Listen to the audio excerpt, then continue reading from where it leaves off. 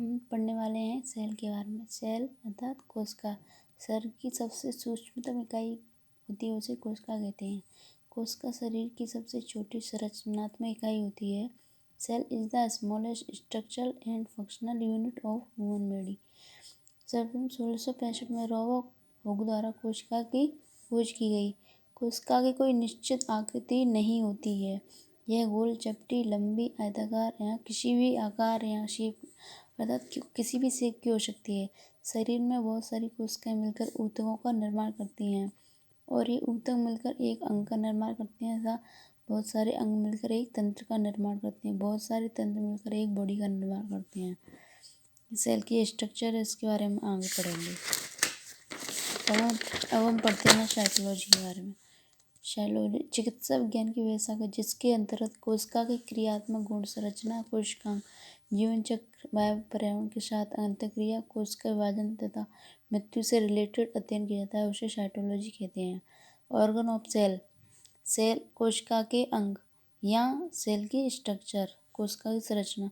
कोशिका के मुख्यतः 3 भाग होते हैं जो निम्न है: सेल मेम्ब्रेन, कोशिका भित्ति, cytoplasm and nucleus. Cell membrane. अब हम सेल मेम्ब्रेन के बारे में पढ़ते हैं। कोशिका की पतली तथा सबसे बाहरी सुरक्षात्मक परत होती है। ये कोशिका के चारों तरफ स्थित होती है। जैसा कि हम पीछे के स्ट्रक्चर में देखते हैं, ये सेल मेम्ब्रेन होती है। ये कोशिका के सबसे बाहर होती है, उसे सेल मेम्ब्रेन कहते हैं। इसकी झिल्ली की मोटाई 7.5 mm होती है।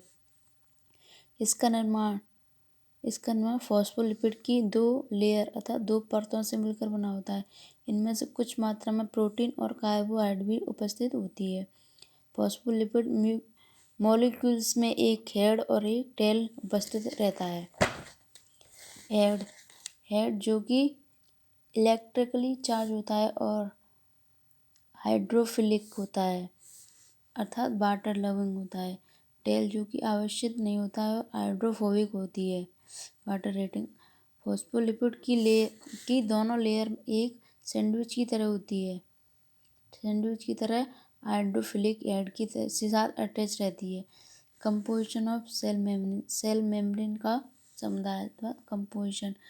इसमें फॉस्फोलिपिड 96% होती है और कोलेस्ट्रॉल 14% होती है और प्रोटीन 55% होती है और अदर लिपिड 3% और कार्बोहाइड्रेट 2%। कोशिका कला के निर्माण में ग्लाइकोप्रोटीन का विशेष योगदान होता है। यह प्रोटीन का एक प्रकार है। कोशिका कला की बाहरी सतह कार्बोहाइड्रेट उपस्थित रहता है।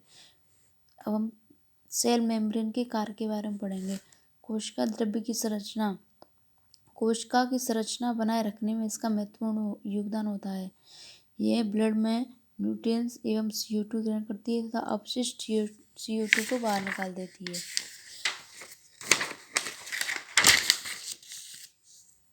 यह कोशिका को निश्चित आकृति प्रदान करती है अर्थात सेल जो कोशिका की भित्ति होती है वह कोशिका को निश्चित आकृति प्रदान करती है। यह कोशिका की पारगम्यता को नियंत्रित करती है। यह कोशिका के आंतरिक अंगों की सुरक्षा करती है। यह कुछ पदार्थों के आवागमन को भी नियंत्रित करती है अर्थात जो पदार्थ कोशिका को हानि पहुंचाती हैं वह उन्हें कोशिका अंदर आने से रोकती है, जैसे H2O, CO2, CO2 ग्लूकोज, और जो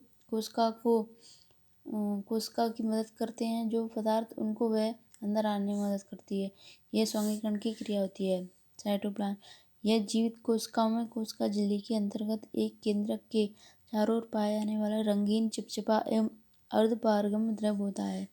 कोशिका द्रव में 60 से 90% जल उपस्थित होता है। शेष कार्बनिक एवं अकार्बनिक पदार्थ उपस्थित होते हैं। इसमें ऑर्गेनिक मैटर जैसे ग्लूकोज, सुक्रोज, माल्टोज होती है।